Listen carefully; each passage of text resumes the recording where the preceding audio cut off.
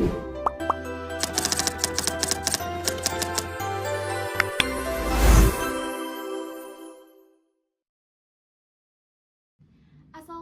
warahmatullahi wabarakatuh.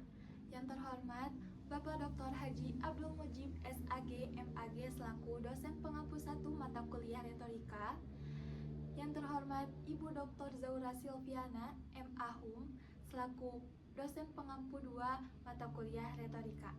Perkenalkan, saya Hairunisa Lutfiani dengan NIM 12540100129 dari Program Studi Bimbingan dan Konseling Islam Fakultas Dakwah dan Komunikasi UIN Sunan Gunung Jati Bandung.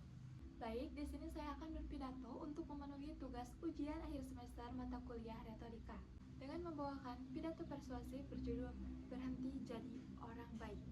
Saya bukan psikolog, saya juga bukan konselor. Saya hanyalah seseorang yang pernah berdiri di persimpangan antara ingin jujur dan takut mengecewakan. Dan saya memilih untuk belajar dari persimpangan itu. Karena retorika yang paling kuat bukan datang dari buku semata, tapi yang datang dari pengalaman yang dijadikan pelajaran. Teman-teman sekalian, bayangkan kamu duduk di penghujung hari yang panjang. Tubuhmu lelah, pikiranmu penuh, tapi kamu tidak bisa beristirahat karena masih ada permintaan yang belum terpenuhi dan ekspektasi yang belum tercapai. Dan tidak ada satu orang pun yang bertanya, "Kamu baik-baik saja?" Bila gambaran itu terasa familiar, maka pidato ini saya persembahkan untukmu. Dan data pun berbicara. Penelitian dalam Journal of Social Psychology menemukan bahwa individu dengan kecenderungan people pleasing tinggi mengalami kecemasan 40% lebih tinggi, merasa kesepian meski dikelilingi orang, dan berisiko burnout 2 kali lipat lebih besar. Ini bukan soal karakter lemah, ini soal pola yang terbentuk dan bisa diubah. Nah teman-teman, ada sebuah pola psikologis bernama found response. Respon ini terbentuk ketika seseorang seringkali sejak kecil belajar bahwa cara paling aman adalah tidak mengecewakan siapapun. Hasilnya, ketika kita tumbuh menjadi orang dewasa, kita pandai membaca ekspektasi orang lain, tapi buta terhadap kebutuhan diri kita sendiri. Kita bilang iya padahal kita ingin bilang tidak. Kita minta maaf duluan padahal kita yang disakiti. Kita menjaga semua perasaan orang lain kecuali perasaan diri kita sendiri. Dan ini bukan kebaikan. Ini adalah ketakutan yang memakai jubah kebaikan. Izinkan saya berbagi sebuah kisah. Jadi, ada seorang perempuan yang dikenal paling baik di lingkungannya. Dia tidak pernah menolak permintaan siapapun. Dia tidak pernah absen ketika orang lain membutuhkannya. Dan dia tidak pernah mengeluh, setidaknya tidak di depan orang lain.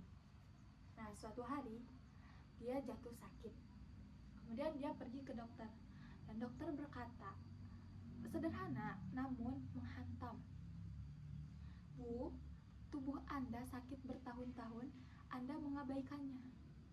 Sedangkan Anda merawat semua orang, kecuali diri Anda sendiri." Nah, teman-teman sekalian, kisah itu bukan kisah langka, tapi itu adalah kisah jutaan orang di sekitar Anda.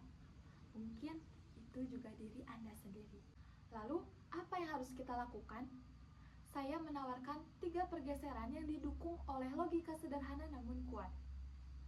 Baik, yang pertama, latih kata tidak tanpa penjelasan yang panjang.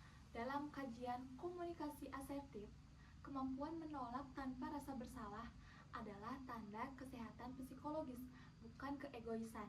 Tidak adalah kalimat yang lengkap, tidak membutuhkan pembenaran.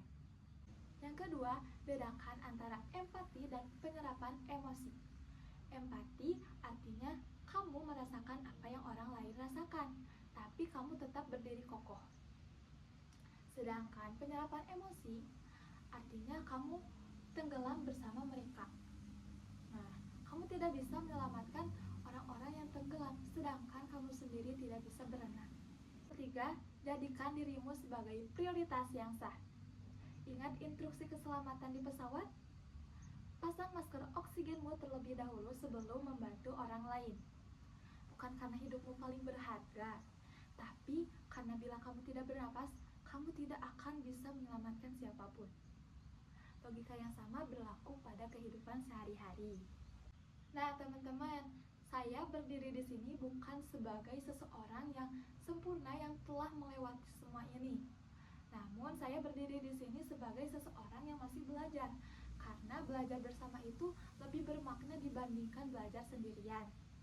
Itulah kenapa saya mengambil topik ini, karena saya ingin berbagi, bukan untuk menggurui.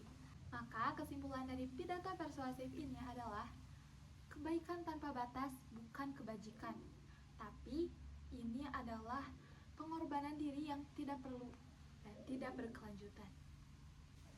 Kebaikan yang sejati lahir dari tempat yang penuh, sadar, dan bebas. Jadilah baik, dan jadilah baik terhadap semua orang, termasuk pada dirimu sendiri. Demikian pidato persuasif yang dapat saya sampaikan untuk memenuhi tugas ujian akhir semester mata kuliah retorika ini.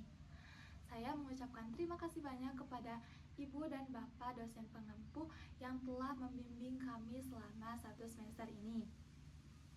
Karena saya belajar bahwa kata-kata itu bukan sekedar bunyi, tapi juga kekuatan untuk mengubah dunia.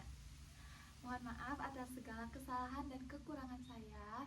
Wallahul muwaffiq ila aqwamit thoriq. Wassalamualaikum warahmatullahi wabarakatuh.